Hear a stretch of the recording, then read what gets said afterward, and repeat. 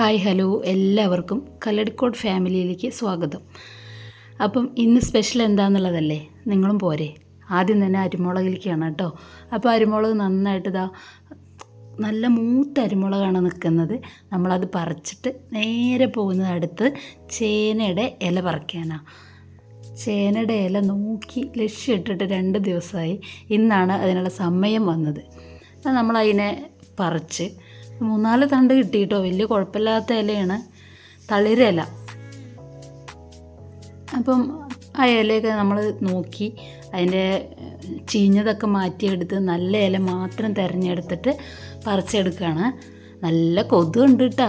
കൊതിങ്ങനെ സൂചി എന്ന് പറഞ്ഞ സംഭവമില്ലേ, കുത്തി ഇറക്കുന്നുണ്ട്. എത്ര ചോര കുടിച്ചെന്ന് പറയാനൊന്നും പറ്റില്ല, അത്രയും കാലിൽ കുത്തുന്നുണ്ട്. പക്ഷെ അവിടെ നിന്ന് ഓടി വരിക എന്നുള്ളതാണ് എൻ്റെ ലക്ഷ്യം.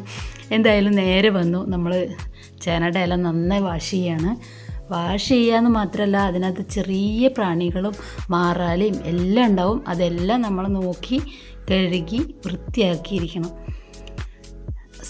സൂക്ഷിച്ച് നോക്കി തന്നെ വേണം കേട്ടോ. ഇല്ലാന്നുണ്ടെങ്കിൽ ഈ പ്രാണികൾ നമ്മൾ കാണില്ല, അത്രയും മാറാല ഇതിനകത്തുണ്ടാവും. പിന്നെ ചെറുതാക്കി ഞാൻ അത്ര ചെറുതാക്കിയൊന്നല്ല അരിയണേ. എണ്ണയിലിടുമ്പോൾ തന്നെ അതങ്ങ് അമങ്ങി പൊക്കോളും.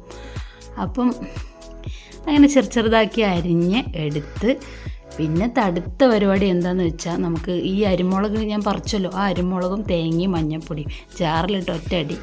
പിന്നെ നേരെ നമ്മുടെ ചീരയുടെ ഇല ചട്ടിയിലേക്ക് പോവുകയാണ്. പക്ഷെ അതിന് മുന്നേ എന്ത് വേണം, എണ്ണ ഒഴിക്കണം, കടുകിടണം. ചിലവർ വറ്റൽമുളക് ഇടും, ഞാനിതിൽ ഇട്ടിട്ടില്ല. പക്ഷെ കരിവേപ്പിൻ്റെ ഇല നിർബന്ധം കേട്ടോ. കരിവേപ്പിൻ്റെ ഇല ഇട്ടു. അതിൻ്റെ മേലെ നമ്മൾ എന്ത് ചെയ്യും, ചീരയുടെ ഇല ഇട്ടു. ഇനി അടുത്തത് നമ്മൾ അരവ് ഉണ്ടല്ലോ, നമ്മുടെ അരവ്, സ്പെഷ്യൽ അരവ്, അവനെ നമ്മളിതിലേക്ക് തട്ടി. അടുത്ത പരിപാടി എന്താ വെച്ചാൽ നന്നായിട്ടൊന്ന് ഒതുക്കി കൊടുക്കുക, അടച്ച് വയ്ക്കുക. ഇന്നത്തെ വീഡിയോ ചെറുതാണ് കേട്ടോ.